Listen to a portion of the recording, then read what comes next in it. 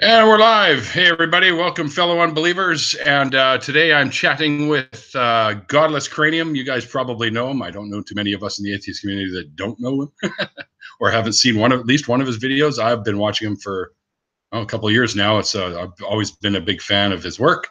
And today he's going to tell us his deconversion story, which I was really excited to hear.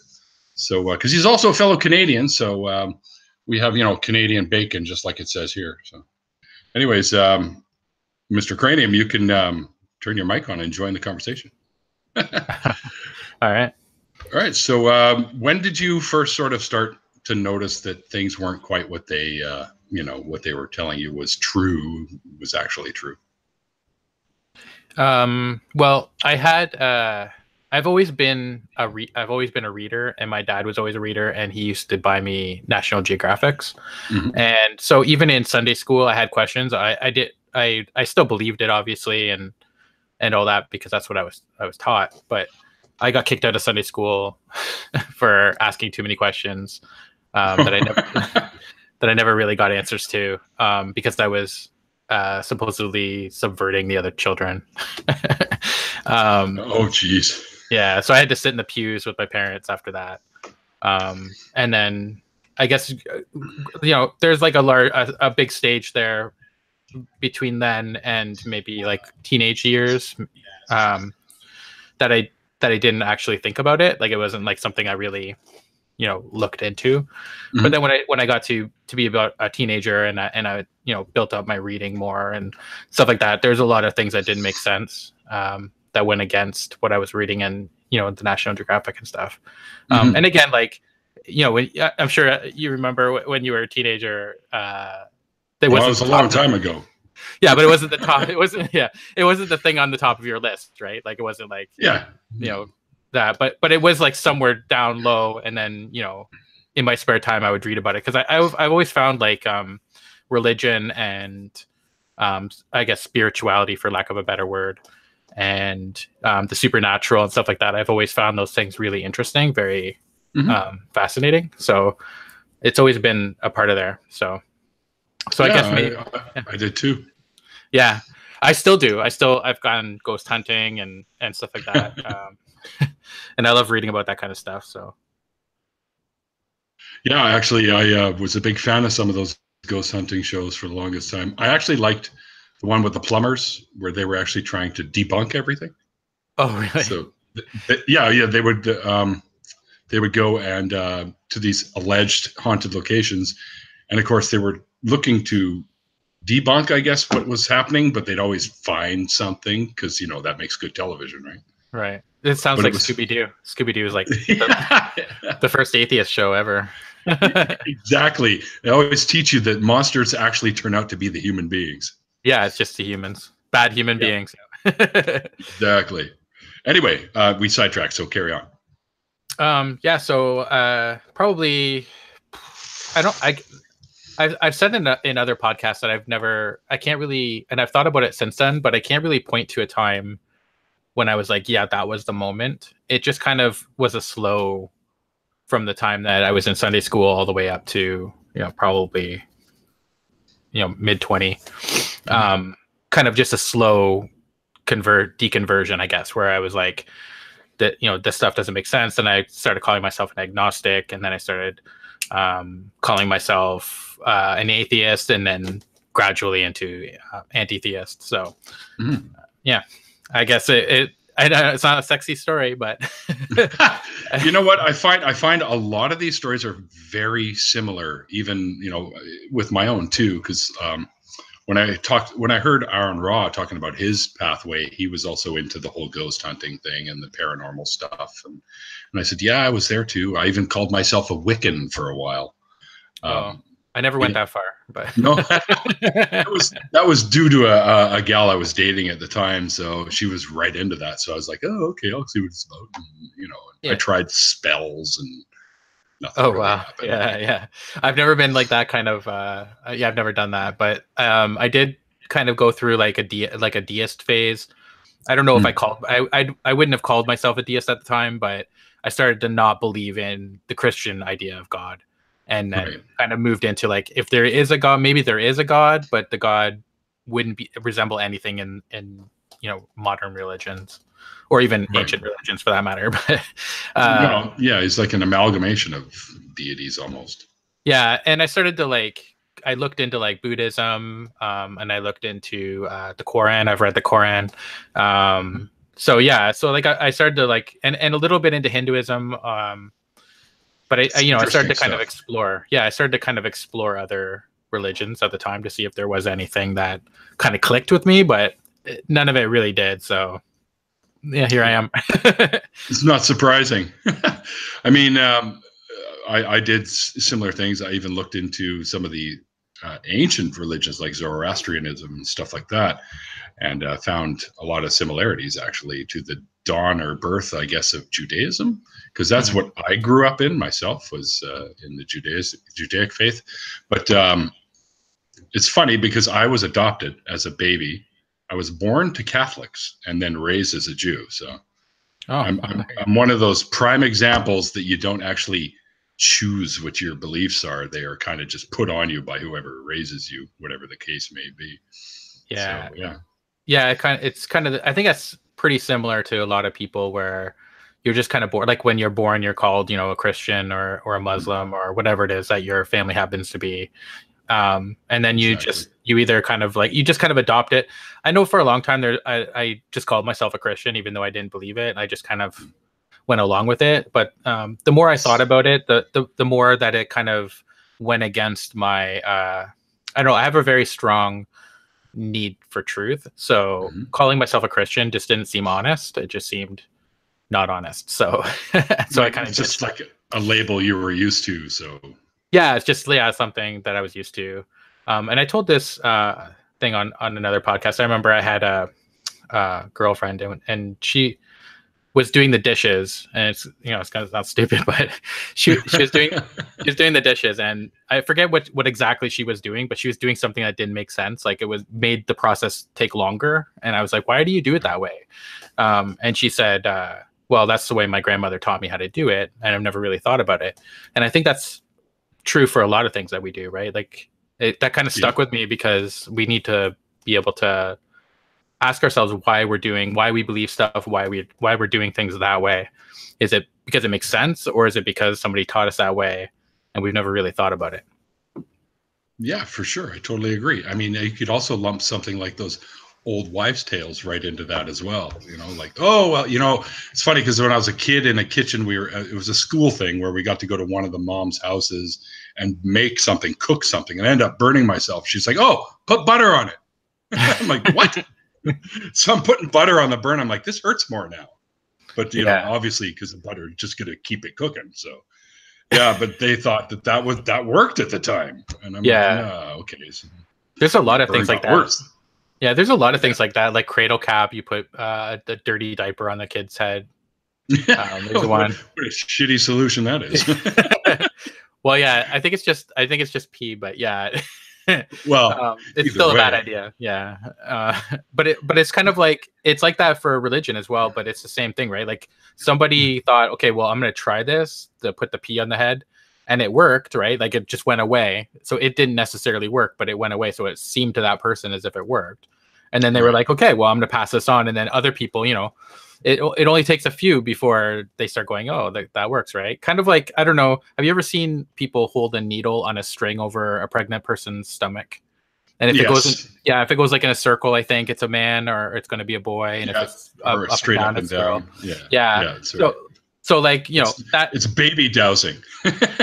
Yeah. Like if it works a couple of times, then all of a sudden you think, oh yeah, that works. Right. And yeah, it's just luck. Yeah, they don't understand it's the micro motor responses in your muscles that are actually doing all that shit, right? So yeah, I should actually do a video on stuff like that. That'd be a good one.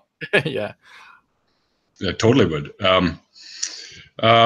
So once you got your way sort of clear of believing this kind of stuff, when did you decide to start becoming a YouTube activist? Well, I wrote a blog by the same name for I'll quit. Actually, I started on Newsvine. So what I was working, there was a place called Newsvine. It's like part of NBC or something, MSNBC. And so they used to have like a rating system. So the amount of likes and looks that you got, you would go up, and then there was like a chart of like the top 100 people overall. And so I used to work a job, like a desk job, that I would only have to work do 15 minutes of stuff, and then I could sit at my desk. And so to get out of the boredom, I started to read. I was a ghostwriter, so I used to write a lot. And so I started to write in between the spaces in my work. And then so over the course of my shift, I would usually have something by the end, right? Mm-hmm. And so I would post that. And I started to move up, and I started to got and you actually got paid for it if you got good looks, good, yeah. And so I got I think I got to the fourth most popular blogger on that site. That's pretty impressive, man. Yeah. Sorry, my dog. Hold on. Okay, so yeah, so I got to the fourth, and it would fluctuate, right? I would go up to the second, and then I would go to the fifth and the sixth or whatever, right? So over the month, it would kind of fluctuate up and down, but I usually stayed in the top 10. And so I actually went by the name Grisham on there. And that just because I didn't think it would work. Oh my God, my dog. I'm sorry. Someone's bugging him. It's the squirrel, isn't it? It's my fiance. Yeah, she's watching TV. So, jeez. So anyway, so yeah, so I happened to have a John Grisham novel beside me when I started writing it, and so I couldn't think of a screen name, so I just used Grisham. And why not? Is there? Yeah, it worked. And then they changed the site so that it loaded slower and it didn't work very well. So I didn't like it anymore. So I just stopped doing it. And then so I kind of took my stuff from there and put it on a blog. And then I blogged for a while, and I got a couple, I forget how many followers, but 1,000 or something. Wow. Yeah. And then I was when I stopped learning something, I started getting bored. So there wasn't really anything blogging was just writing. And once I learned how to do the tags and, stuff like that, it wasn't really something that I was staying in tune with. So I was looking into YouTube, and I thought, a lot of the old guard or whatever, the old atheist channels aren't talking about atheism anymore. So I thought there's a niche in there that I could maybe fill. And at the time I was doing a YouTube channel that I just was, messing around with, because I knew nothing about videos or editing or sound or how to do anything, right? I literally knew how to do nothing besides maybe tags and stuff. And so I was doing a gaming thing on there, but the gaming thing was really boring to me, because it was I was learning how to do the stuff, which was fun, but at the same time, it wasn't a passion of mine. It was a passion, but not the kind of passion that I wanted to be represented on YouTube. I don't know if that makes sense, but yeah, totally does. Because I had a gaming channel too, man. Yeah. Okay. There you go. Yeah. And it was fun. There was parts of it that were fun and all that. But then I thought, I want to talk about stuff that's more controversial, more, get people talking and stuff like that. So I thought, I'll try this. And I had no idea that, the Godless Cranium thing would, kind of take off the way it did. But not surprising. I've seen your stuff from almost day one, and it's pretty damn good stuff. Thank you. So yeah, but if you look at these at the beginning videos of mine, they're a lot worse than the ones that are coming out now. But yeah, we start slow. yeah. I had no avatar and stuff, but I've really watched there's always something to learn with YouTube, which is fun to me. I can learn how to stream. Even now that I know how to do a lot of stuff, there's still a lot of things I don't know I don't know how to do, or that I'm not very good at. Right. So there's always stuff I can improve on or learn. So I've enjoyed that part. Well, for sure. There's always a YouTube video to explain something to you. Yeah, exactly. Yeah. And there's always new programs coming out, or new programs that I need to learn and stuff like that. Yeah, for sure.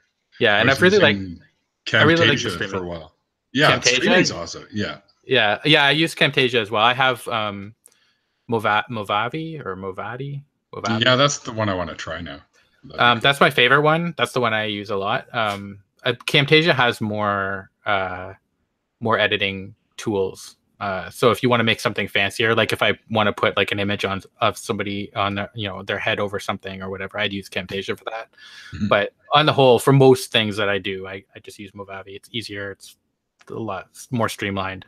I do have like I have another one that's like 14 or something. It's one of the popular ones, but I don't ever use it. So yeah, I could learn how to use Adobe, but I figured this isn't like my job. So Right. I mean, it's more a hobby for me. So it's not something that I want to sink too much time into. Like I want to sink some time into it, obviously, but it's not. I don't take it as seriously as some of my other friends on YouTube do. Yeah, a lot of people. There's so many good channels. Like that's why when I'm like, I got to start doing this too. And I thought to myself, well, almost everything's covered in one aspect or another. And I thought, but I don't see very many people talking about deconversions. I mean, you hear them once in a while, right, on someone's channel about their own or whatever, it might come up in a conversation. So I just thought, well, what about just doing something, just having conversations with people and hear how they lost their faith, we'll say, or threw it away in my case, basically. But yeah. So, and I thought that, well, yeah, I could do that. I like talking to people. Yeah, that's half the battle, I think, is finding your niche or whatever. But I think the other part is just that, you have to let yourself be you on your channel, because, people will watch like one video because of whatever it is you're talking about. But if you want them to continue to watch your videos, it's usually because you like that person. Like I'm the same way. Like I subscribe to YouTube channels and watch a lot of YouTube. And the ones that I go back to are the ones that I'm like, hey, I think that it might be completely false. Like it might be, I don't know them personally. Right. So, but they seem like nice people. They seem like they're funny. There's something there that I connect with. Right. So I think that's the most important part. Same for me, man. It was always like someone, I'll check out a whole bunch and then some I'll just be like, meh. And then others, you sense that there's like, wow, yeah, that's what I think. Or I would say the same thing, or like there's just like you said, a connection of some kind, right? Even if it's just personality. or even just that like I follow some channels that I don't actually agree with most of the time, but there's just something about the way that they present and stuff that I enjoy. So I'll watch them anyways and be like, yeah, I don't agree with you at all, but or very little, but it's been fun to watch it. So but yeah, I think most of them. I also tried to stay away from the echo chamber. Like I want like on my podcast, for instance, I try to have people on that I don't agree with, and I watch and read things that are against my opinion, because I think it's very easy, especially on YouTube, to kind of fall into that trap. Because once you start watching, so just say I watched I don't know, an anti-SJW video, just say, then YouTube starts suggesting that one. That same kind of content to you over and over, and then you end up having a full list of just anti-SJW videos, and you never hear the other side, right? Or you could say the same with atheist videos, right? Like you could watch one of my videos, and then all of a sudden, you got Paulogia and Logic and stuff, and you recommend it, but you don't have anybody on there that's against my position, right? Unless you happen to stumble across one that's like a response video to me, right? But I honestly don't think I've ever seen a response video to you. Maybe I'm just not looking for them, but they're out there. Yeah. Are they? I've seen a few others, right? But I guess I don't go looking for those kind of videos. I just like to watch the content that I enjoy mostly. Yeah, I've responded to a few that I thought were okay. Okay, yes, I have seen one where you responded to what I have seen. Yeah. So now I know what you mean.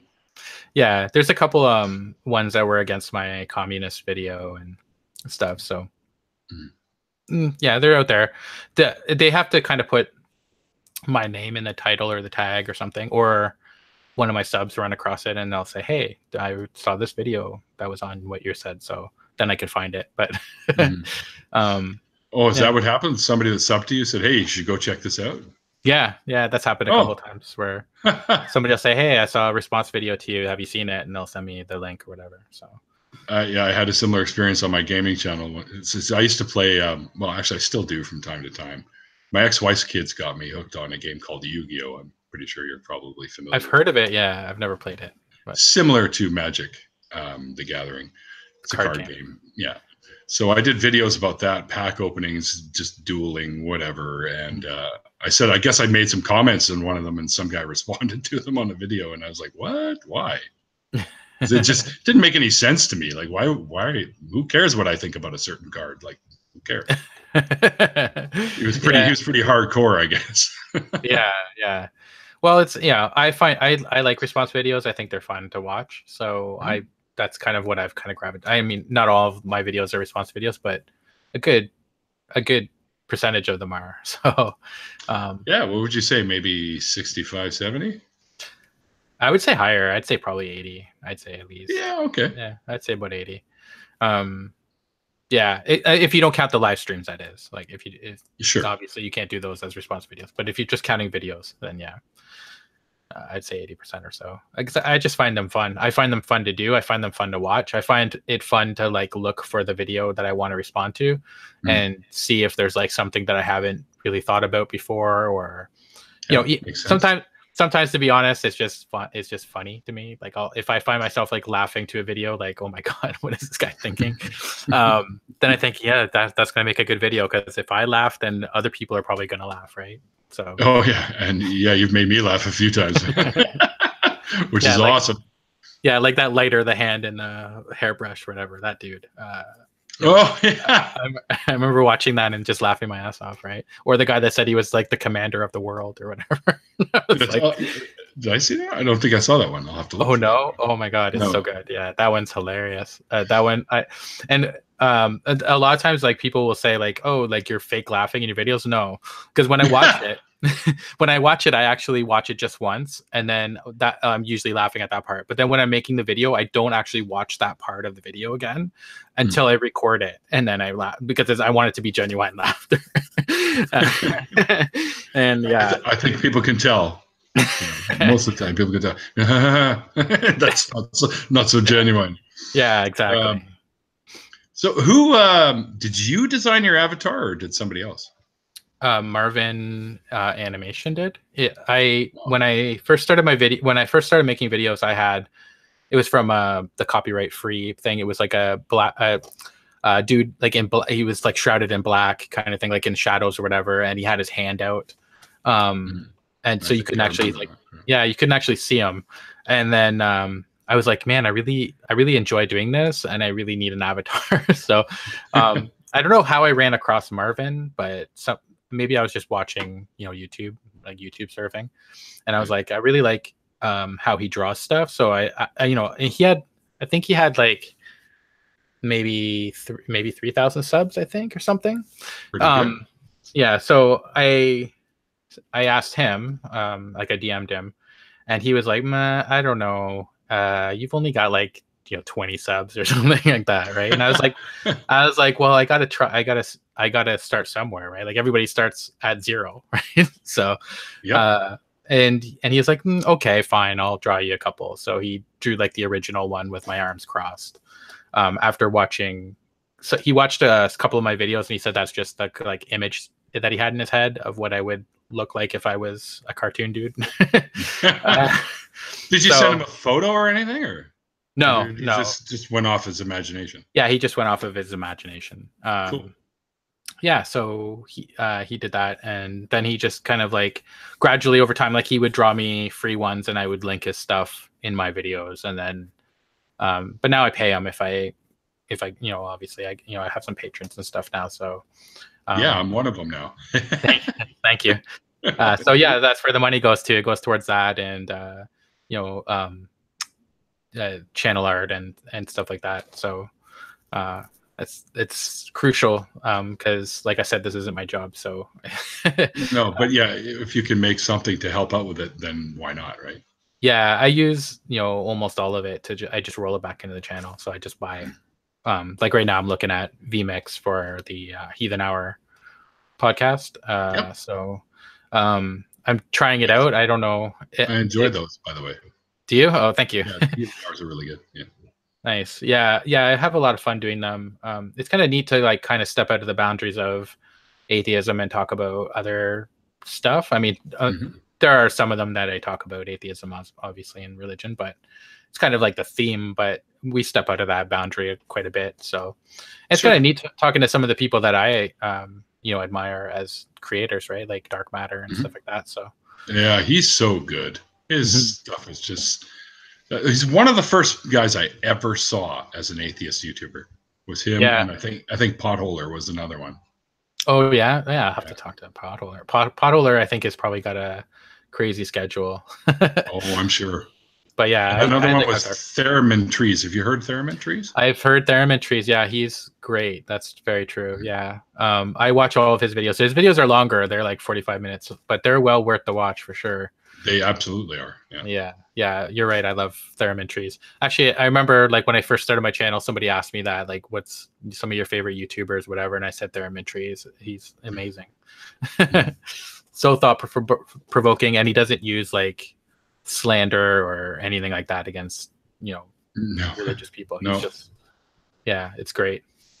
Sure. Well, he's very I don't want to say nice about it, but he's I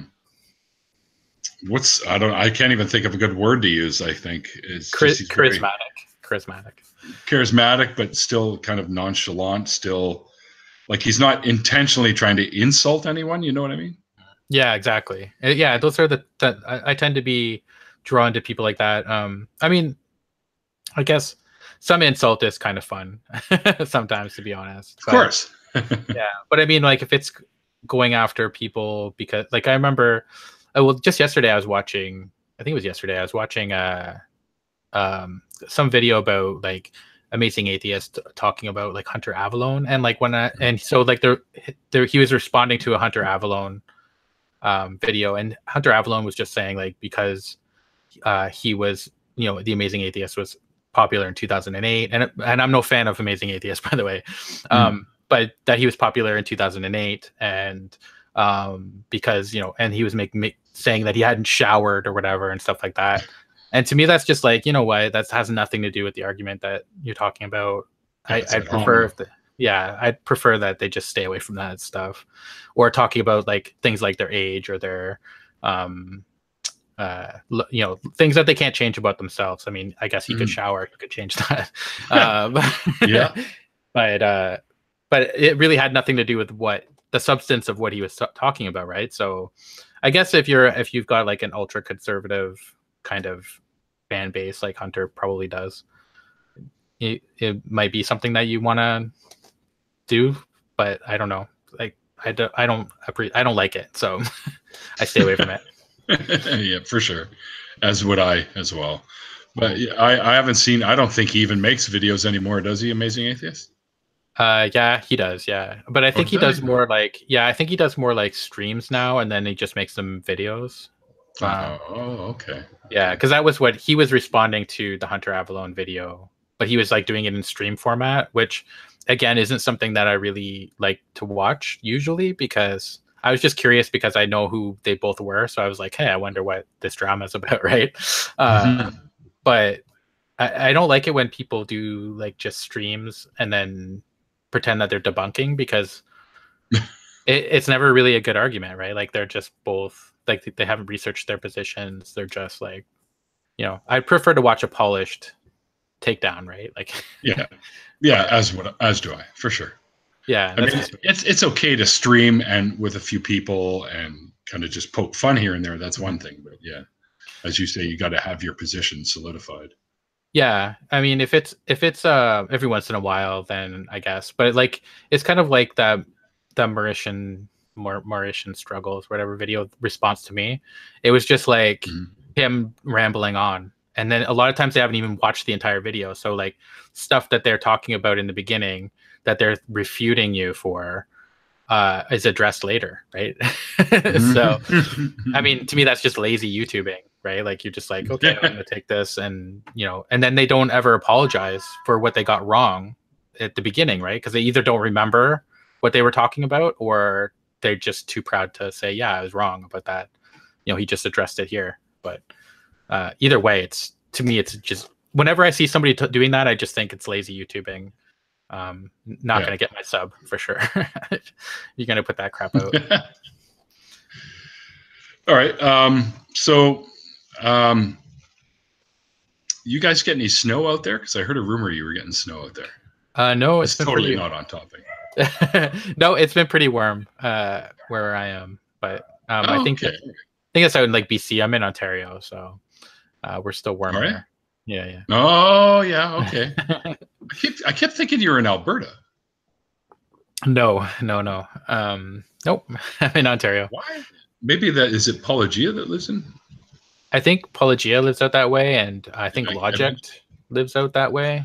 yeah, maybe. Sometimes it gets confusing, but I just like all the Canadian YouTubers, atheist YouTubers. Yeah, there's a lot of us. So it's pretty Yeah. strange how it's kind of turned into like a Canadian thing. I mean, there's like obviously there's American ones too, but Yeah. there seems to be like a lot of the newer atheist channels seem to be Canadian or. I think we're getting tired of what's going on down south, so we got to start raising our voices because it might start infecting up across the border. Yeah, it's true. Yeah, and there might be a hunger for like more like. I think back in when atheist YouTube kind of first started, it was a lot of like people just making fun of other people instead of actually addressing the arguments. And I think a lot of the Canadian YouTubers are less about that and more about just talking about what's going on, like the points that they're making. So yeah, like I'm probably I don't know. I always get called like the nicest atheist, but I think that I'm probably more sarcastic and stuff than say Pelagia or whatever. Like I think they're nice. Agree. Yeah, I think that they're nicer than me actually in videos. I mean, I try to not go after things like personal things about people, but yeah, I do like make fun of people in some way more than Pelagia or I don't know. Not more than Logic, but oh yeah. He's out there, man. That guy, he's just some of the stuff he says. I have to, as I listen to you guys at work and stuff when I'm working in the lab and stuff like that, right? So, and sometimes he just goes on, and sometimes some foul language comes on, and my partner's, he's like, "What are you listening to?" I'm like, "Never mind." Yeah, I try to stay away from swearing too, not because I care about swearing. Like I don't mind swearing at all. It's just because I was told this by somebody. I forget what I was doing, but I was doing something and I said, "Hey, I don't know if I should swear here." And then they said, "Well, you can swear, right? But think about it this way: if you don't swear, then everybody's going to be open to your message. If you do swear, then there's going to be a percentage of people that aren't, right? Like there's going to be 10 to 20% of people. So I figure I can get my point across, and I don't think the value of my video suffers from not swearing. So no, of course not. Yeah, so I figure, I'll just try to stay away from swearing. I mean, I might swear once in a blue moon, but I try not to. And then also, I don't know what YouTube's going to be like in 10 years, right? Like, so I might not be making videos anymore, but I still don't want my videos to get demonetized or struck down or whatever because of foul language. So I figure, I'll just try not to swear too much. So yeah. I was never a big worrier about the swearing thing. Well, on my gaming channel, I mean, on this one, when I'm just chatting with people, I throw F-bombs all the time, but people look at me and they pretty much expect it anyway. So, but in the gaming channel, I would do it quite often. So would some of the, guys that I played with and stuff that always were in my videos. They would be dropping stuff left, right, and center. So I'd always have a warning at the beginning. This is if you're under a specific age and watching this, because a lot of the kids that watch that kind of content are quite young, and make sure your parents are nowhere around. Yeah, or turn the volume down or something, right? Yeah, that Yu-Gi-Oh brings out the worst in people. Yu-Gi-Oh, whatever it is. Yu-Gi-Oh. Yeah. Oh yeah. Sometimes you just want to flip the table and rage quit. So, but anyway. Yeah, I haven't made any of those videos in quite some time, which I can tell people are noticing because I went down from something like 2,800 subscribers to, I think I'm now at 2,360. So people are just, whatever. Yeah. Well, you got to do what makes you. Well, I don't know. When I always get asked like, what should new YouTubers do? And I always think like you should do what you think is fun, right? Because if you're don't, then you're not having fun. People aren't going to sub to you because they can tell that you're not having fun. Yeah, I was just going to say they notice. Yeah, so and it might not come out the first video, but it will come out that your quality will suffer, right? So you have to enjoy what you're doing, and you got to be able to take time off, right? Like just say, what, I'm not gonna. I've gone through droughts on my channel, right? Like right now, I guess is one such drought. Summertime, it's understandable. yeah, where I'm like, you know what, I'm just not feeling it, and I'm not gonna force myself to make content I don't want to make. And so you know, I still stream and stuff, and it's still hard to find, like, not hard to find guests, but I mean, you know, it takes more to put the podcast together than I think what most people realize. It does. Yeah. So even just doing something like this, it takes a little bit because you're trying to build interest in people that want it, right? Yeah, and there's like, and I gotta keep, you know, I kind of keep my social media presence there, right? Like I'll still go on Twitter and still talk to subs, and and even when I'm gaming with subs a lot of times. So that's cool. Yeah, so it's fun. But you know, at some, I think maybe tomorrow I'll probably work on a video.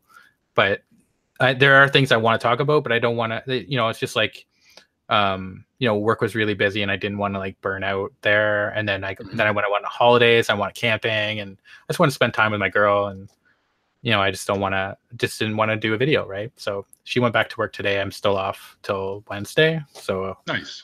My last day of holidays, I might start cracking on a video. Sure, why not? Summer's end video, something like that. Well, there's a couple of videos. It's a lot of work. Yeah, it is. Yeah. Yeah. So. Oh, and I was also working on the new channel, the Heathen Hour channel. So like I said, I've been looking into the VMix, and you know, I got the channel art and stuff like that rolling for that channel. So I'm hoping that I can break 1,000 subs there. I don't know what it's at now. I think it's at like 500 or something, but it's not bad. Yeah, it's not bad. I wouldn't mind seeing it a little higher than that, but dude, I haven't even hit 100 yet. But mind you, I only started doing this a couple of months ago. So yeah, well, yeah, and that's the thing. It's I think your first 100 subs are the hardest. And yeah, I would agree. Yeah, I think once you, I know, I don't know if this is true, because it might just be kind of like the baby needle thing where you're like, hey, you know, it worked for me, but I felt like after once I got to 1,000 subs, I felt like it was easier to get subscribers. And I don't know why that was. Maybe the algorithm picks you up better, or maybe I think so. Part of it. Yeah, I think that might be part of it. I think a part of it though is that, like, human nature, right? Like, if you see, you know, say there's like on your recommended page, there's 5 videos, right? And they're all like 5 of them have similar titles, and you're interested in those titles, right? So you're like, hey, that sounds interesting. One guy's got 50 subs and one guy's got 30,000 subs. Which one do I watch, right? Like, you're probably going to watch the 30,000 sub one, right? And more likely to subscribe. Yeah, and the 30 sub guy might have done a better video, right? But you'll never know, because you didn't go check it out. So I think it's just human nature that we kind of gravitate towards, I don't know, tribes or whatever, or even just, you know, there's like an assumption that if you have X amount of subs, like if I see somebody that has like 10,000 plus subs, then I think they're probably putting out some like quality content. Like they're putting out something that's drawn that many people to their content. So they're probably, you know, the 30 sub guy is like you know, it's like tossing the dice. You're not sure what you're going to get, but yeah, so I don't know. It could be that too, but it's true. I think you're right. I think on a psychological level, we're more attracted to, well, for lack of a better word, popularity. And it seemed like if you look at a channel, and like you said, you know, comparing a guy who's got 30 to 50 subs to a guy who's got somewhere between 5 and 10,000, what's the likelihood that he's probably got much better content than the guy who's got 30 to 50? Yeah, exactly. It's probably pretty good. But I ran across like a gaming channel yesterday that had 230 subs. And he had amazing content. So, and I was like, okay, I'm subbing to you, right? Like, so you never know. I try to break out of that, because I realize that it's probably a bias, or just again, it's kind of like that thing, like the dishwashing thing. Like, why am I doing that, right? I should probably check out that the newer channels need my sub more than the bigger channels. And on top of that, like, I'll check out both sometimes, right? Like, I'll be like, hey, I'll check out both. That's true too. Yeah, and give the little channels a chance. I've always been big about promoting smaller channels than mine, and it's probably because when I started, I got some shoutouts from people like Bionic Dance and yeah, Kate's awesome. Yeah, and Desert File gave me a shout out, and the Living Dinosaur. So never even heard of him. Oh no, he was around. He's kind of like the old guard or whatever. But then he stopped making videos and he came back. Oh, And one of the videos he made was his channel, like he hadn't made videos in a couple of years, I think. So his channel was suffering, but it was still nice of him to send some subs my way. So that was yeah, very cool. I Yeah. was lucky enough to have a couple of the bigger named Yugi. We called them Yugi tubers, right? Oh, okay. And it was just a nickname. And a couple of them threw out some shout outs. And yeah, from that point on, my subs started going up. So Yeah. it's really cool. So I had the opportunity, once I hit past like 2,000 or whatever, I started to do the same thing for some of the other channels too. And then they got popular. Yeah, and it keeps people motivated, right? Like, because it's hard. I mean, I think a lot of people in small channels, they'll say something like, you know, hey, I'm just doing it for, you know, the love of it. And that's partially true, maybe. But I think, like, if you're on YouTube, you want people to watch your videos, right? Why would you sink hours of video making into it if you want one or two people to watch your video, right? So, and they're both your buddies. yeah, right. So I mean, it's always good. Like, it keeps them motivated, because a lot of people just quit, right? Like, they'll just be like, you know, after 6 months, they're like, okay, I'm not getting anywhere with this. I'm done, right?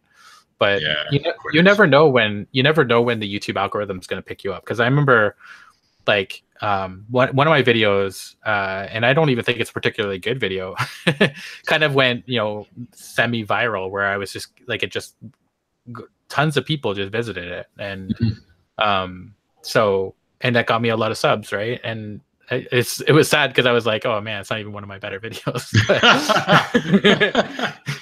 Yeah, but now those people have what they have to look forward to, because if that's one of your lower, in your opinion, a lower one of your not so good a video, imagine what they're going to think once they see one of your better videos, right? Yeah, well, I always think, like, every video you make and put on your channel is like a pathway towards your channel, right? So if you have 200 videos, you have 200 paths that could potentially pop up in somebody's recommended feed or whatever and draw people to your channel, right?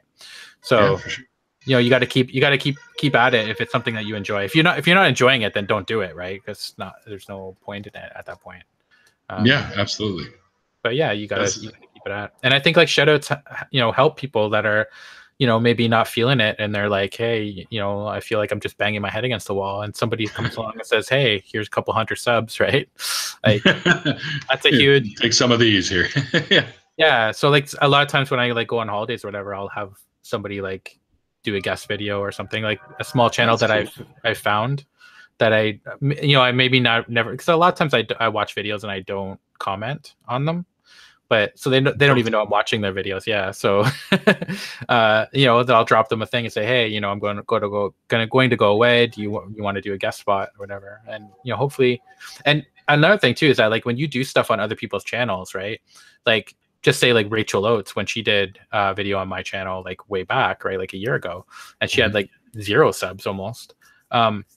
That video still gets lots of watches, right? Like, it's still sending subs her way, right? It's going to be there forever, right? So Rachel's really good though. Rachel's awesome. So yeah, and sometimes it works out, sometimes it doesn't, right? Like Genetically Modified Skeptic, it's obviously the shout out boosted his channel and worked. You know, like, he did a spot, and Rachel, and then other people that I've had on my channel, you know, they got some subs originally, but their channel didn't really do much. So, you know, you never know. It's not a guarantee, but you know, I like to think that it helps a little bit. Yeah, it does. I think. Well, you know, I'm evidence that it does help, because my gaming channel was advanced because of it. Yeah, I don't really like shout outs too much. Like, I don't like when. I do like it, I guess, a little bit, but I mean, it's not like something I hate. But I'd rather if somebody either showed, like, a part of a video or explained why that they're shouting that person out. Otherwise, it doesn't sound like you're actually caring about the content. You know what I mean? Like, if I was to give you a channel, wrote some names down and. Yeah, right. And then you're like, why should I go there? Like, what do they do? What do they offer that I'm not already getting somewhere else, right? Like, so if I was to, like, do, like, you know, say Rachel's channel now, and she wasn't to do a guest, that's why I'd like to do the guest spot, because they're putting a video there, and then you can watch the video and be like, hey man, I really love that video, I'm going there, right? Yeah, exactly. But you know, if you can't do that and you're doing, like, just a shout out video, then at least explain why, like, hey, this person's, you know, really got a good sense of humor, or this person's got this or that, or puts a lot of research in, a lot of time into their videos, something, right? Like, explain to me why I should click that link. Don't just tell me I go click this link because I'm telling you to, right? So. Yeah, I tried, because a lot of the lower channels, when I started getting higher up, would say, could you give me a shout out? And I'd be like, sure. And then I'd have to go look and see what they do, decide whether or not it was worthwhile doing, because a lot of them are just kids staring at their cameras, then they don't really know what to say, but they want a shout out. I'm like, well, why am I sending people to you, man? Yeah. You don't really do anything. Yeah, exactly. I've never asked for a shout out. I don't think people should ask for shout outs. I think I did twice before I realized it was kind of bad form. Yeah, I think it is. Like, I don't know, it's kind of and it means less, right? Because if somebody gives you a shout out and you didn't ask, then it's because they really want to, right? Not because you're asking them and they feel too bad that, they don't want to say no to you, right? So I remember, like, when I had my gaming thing, and you probably had this as well, where people would like drop by and be like, hey, sub for sub, or hey, I'll give you a shout out if you do this, right? I'd be like, no, I'm not doing that, right? Like, I got better things to do, man. Fucking Spider-Man's on TV. yeah, exactly. Or you get like people like DMing you or whatever and saying, hey, I really like your channel, but can you give me a shout out or whatever? All the time. Yeah, and it's like, I don't like. I'll go watch your channel and see, but I'd rather it just be like organic. Like, hey, I've watched one of your videos and I really like it. You want to come on my channel? I think that's better, right? Than asking. I don't know. Maybe that's just me. No, I'm right there with you, man. I totally agree with you. And actually on Twitter, like a lot of my friends on Twitter, like that are actually in this chat right now, like Mrs. Snarky and Nadine Callan, Frustrated Atheists, all those guys, Iowan, these are all friends of mine, Duke Bonanza, and I've seen their videos. So when I do shout outs, it's because I like their content and I want to send people to them because I think they're undersubbed or could use more viewers. Yeah, exactly. And and it's different. Like, I remember when I was, obviously, Godless Engineer didn't need subs, but I know, like I was sick, right? And I couldn't make videos, and he messaged me and said, hey man, you want me to put a video on your channel because I know you're sick and stuff. Like, that kind of stuff's cool to do, right? But when it comes to, like, I don't know, I kind of like e-begging or whatever, I don't do it myself. E-begging. I've never heard that. That's good. I like it. I don't do it myself, so I don't want people to do it to me. I don't know. Maybe I'm being a prick. I don't know, but I can't see you. But well, maybe if someone's a theist, you might be. But I can't see you being a prick. No, because I've had theists on my channel as well. Like, I've had classical theists put stuff on my channel. Like, it's a matter of, like, do I watch it and think, like, I remember, like, when I asked him, I watched one of his videos and was like, this isn't an argument I've heard before, so I'm gonna get it on my channel, right? Like, that's the kind of mindset that I want to have, right? Like, I watch something and I'm like, not necessarily that I agree with it, but I'm like, this is good stuff and I like it, so I want him to get more subs, or them to get more subs, or them to just get, like, their argument heard by people that aren't going to visit his channel, right? Because a lot of atheists aren't going to watch classical theist channel, right? So that kind of stuff, and I think that's valuable. But at the same time, I don't want people, e-begging. No, I totally agree. And just because he has an opposing opinion to what you usually do doesn't mean he doesn't deserve a little spotlight, because, like you said, it was an argument you hadn't heard before. So that's like a challenge, really. Yeah, it was definitely a challenge. And he, seemed like obviously he does, his video quality isn't very good, but other than that, like, mine's not either. Yeah, and that's the thing, right? Like, unless, like, and mine wasn't either. But if you go, like, back, I had a buzz in my audio, and I had no avatar, and I cut out the pauses when I was talking because I thought I wanted to save time and I didn't want people to, like, jump away from the video, kind of thing.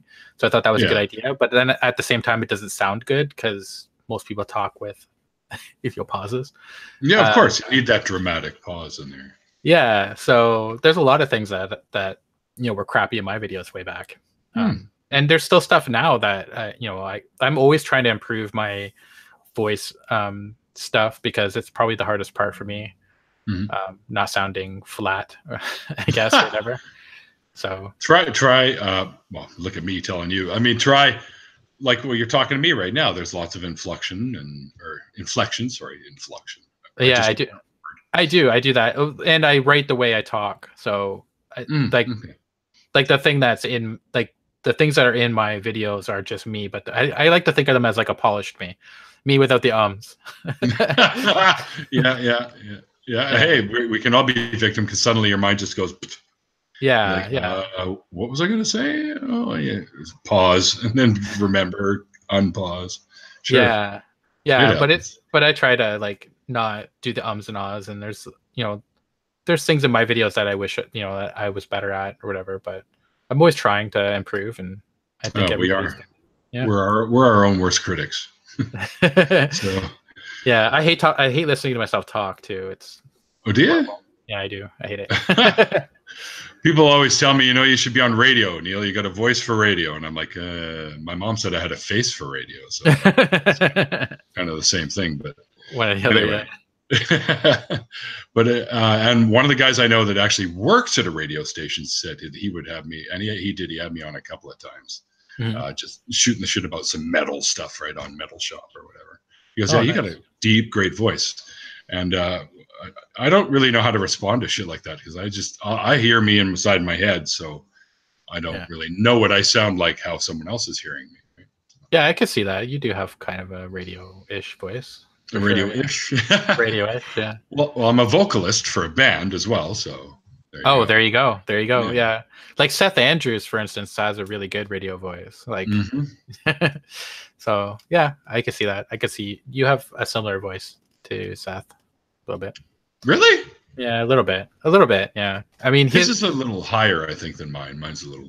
Yeah, I think his is a little higher and a little like smoother. I guess I don't know how to explain it. No, yeah, I can see smoother because I have a bit of a rasp just from being a vocalist, right? So. Yeah, and he's also. I think he's a professional. I think he actually was a radio person, right? So for 10 years or something. Yeah, Christian radio. Christian radio, yeah. Yeah, it was. He was always going on about the God stuff, and then I remember him talking about it. He said he just woke up one day and was like, "No," and he just stopped and started doing the other thing. No, I'm pretty sure it wasn't that cut and dry, but you know what I mean. Yeah. Well, that's what happens. Exactly. People change. Indeed. Yeah. We're closing in on the hour, and I generally like to keep these about an hour. Okay. However, I usually do an after party. I don't know if you're up for a little bit, maybe chatting with some of the folks that are in the chat because a lot of them come in. Maybe I have to check. I'm gonna sound like a cuck, but I gotta check with my fiance. She's home, so I'm not sure if she has plans. We were supposed to watch a movie the other night, and she backed out because she had a headache. And then she was talking about it tonight, but I don't know if she will because she has to work in the morning. So I'm not sure, but we'll see. But yeah, if you shoot me the link, and if I can, I'll drop in for 15 or 20 minutes if I can. Sure. It's not mandatory. I always do one afterwards, and sometimes we talk a little bit about how the stream went, and then there's just random stuff comes up. You know how they work sometimes. Yeah. Thanks for the invite. That's very kind of you. Well, dude, it was great that you were able to come on my show because I know you're busy, and but I've always wanted to talk to people that I admired as YouTubers, as content creators, and you're one of my favorites. Like you've been for quite some time, so. Hence why I became a patron, and and I also patron to other greats like Aaron Raw and Matt Dillahunty and some of the big guys. Yeah, but, nice.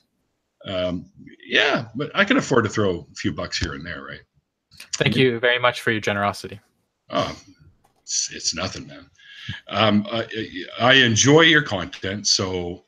To me, it's like if I go out for coffee, I'm not going to not pay the guy if he has really good coffee. I'm going to give him a few bucks, right, for his coffee. Yeah, I do think that that model has to prevail over what's going on right now on YouTube. Like right now it's ad driven, and then like the echo chamber thing that I was talking about is the end result of that, right?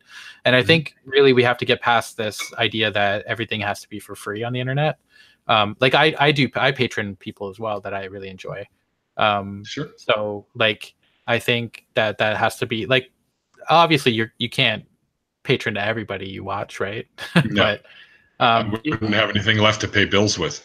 yeah, I think it's a good idea to kind of like patron a couple that that you enjoy and are putting content out there that takes time and energy to make. And, it helps them create more of that stuff that you want. So I'm not just talking about me. I'm just talking about anybody, right? Obviously, in general, yeah. Which if people are watching this, this isn't an appeal for you to Patreon me or anything. But go be a patron, anyways. But I think just overall, we need to like adopt the idea that we have to start paying a little bit to the people that are putting the content out that we enjoy. Not just in YouTube, but anywhere, right? Podcasts. Or even my music, right? Yeah, music. Yeah. Music's a big one because they've lost a lot of money, right? Because people can pirate their stuff. I mean, bigger creators, right? Sure. And you see them now, like they're touring more, right? Because they can't make money off of their records as much. So that's right. It's true, and it's funny because if I get along with someone and I want them to have some of my music, I'll give it to them. I don't care. I'll say, here you go. Take our first CD or whatever. And but I do have a Bandcamp site too, right, where people can actually go, and I charge like $1 a song, like everybody, I guess. So, right. But I've made a little money off that. But I love making music. So, if I don't charge, that's my decision. But if you want to pay, hey, here's the Bandcamp link.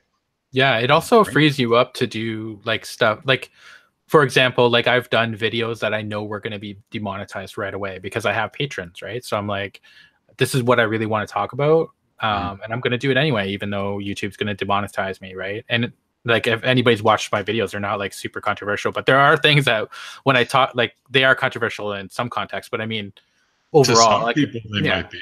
Yeah, but I mean, like overall, like I know like a lot of Christians and stuff watch my stuff, right? Because it's not super in your face. Right. I'm not like stabbing them in the face with my atheism, right?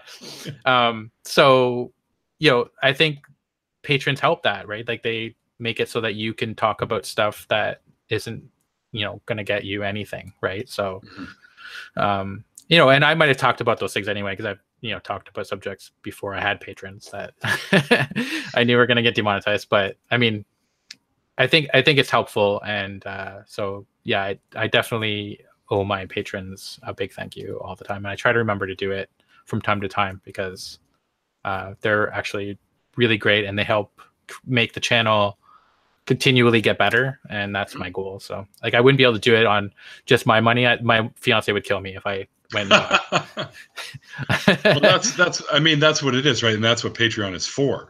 I mean, if you have people that like your stuff and they want to help, they want to donate and help you out, and just to improve the content you're making, then shit, why not, right? Yeah, exactly. Like, and like, there's so many things that go, like, if it's something's behind a paywall and I want to pay for that, then I can use Patreon money, right? If my microphone dies, like my Yeti died, right? I went out and bought a new microphone, right? Like that's how the channel gets better. So new Yeti? No, I didn't get a Yeti. I like the Rode. I got Rode NT SB, I think it's called. By far better with a boom arm, so it's awesome. I need to get headphones.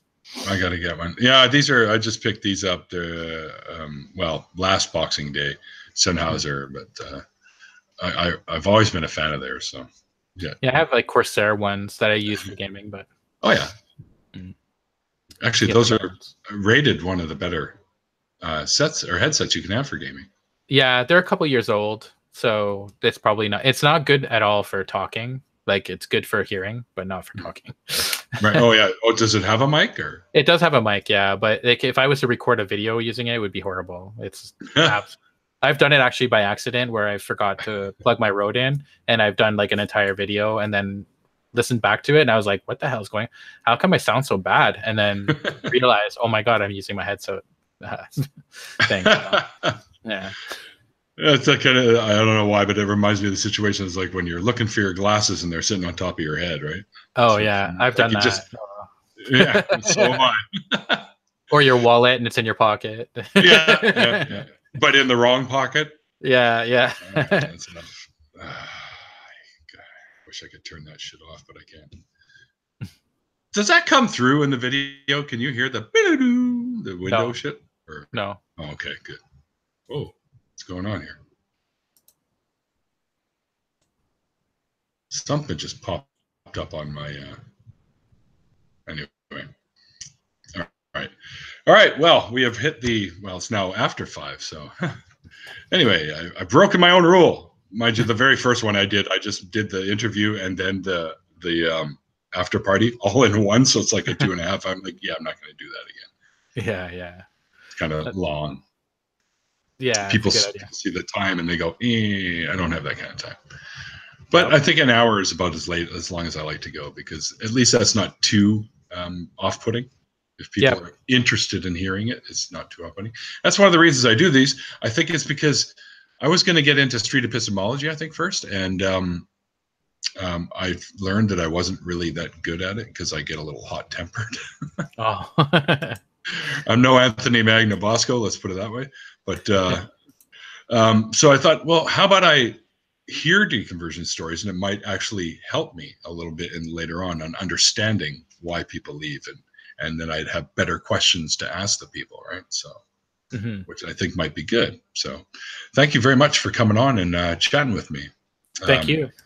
It's good to hear your story, because I've, being a fan of your channel and watching you for a while, I kind of wanted to know a little bit more about how you ended up where you are. So this was a great opportunity for me, and a great opportunity for a lot of my viewers, because they've all said that when I told them I was going to be interviewing you, they were like, wow, he's great. This should be really good. And it was, in my opinion. So thanks again for coming on, Mr. Godless Cranium. Thank you. No problem. And I'll send you a link in a few minutes, and if you can jump in, feel free, stick around 10, 15 minutes, answer a few questions maybe, because I'm sure people have some. And maybe another time we'll chat again. Or perfect. If you ever need a filler on your channel, I'm pretty good at filling. So right, perfect. Like on your heathen hour thingy, that'd be something I could get into, I think. Yeah, definitely. All right. Thanks again. All right, perfect. Thank you very much for having me on. My pleasure, man. I've been looking forward to this day for quite some time. All right, guys. Thanks again for watching and tuning in. This has been the Deconversion Story with Godless Cranium.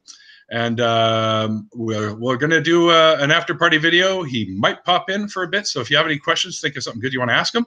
And as my usual closing statement, remember, guys, it's called faith because it's not knowledge. And we'll talk to you guys later.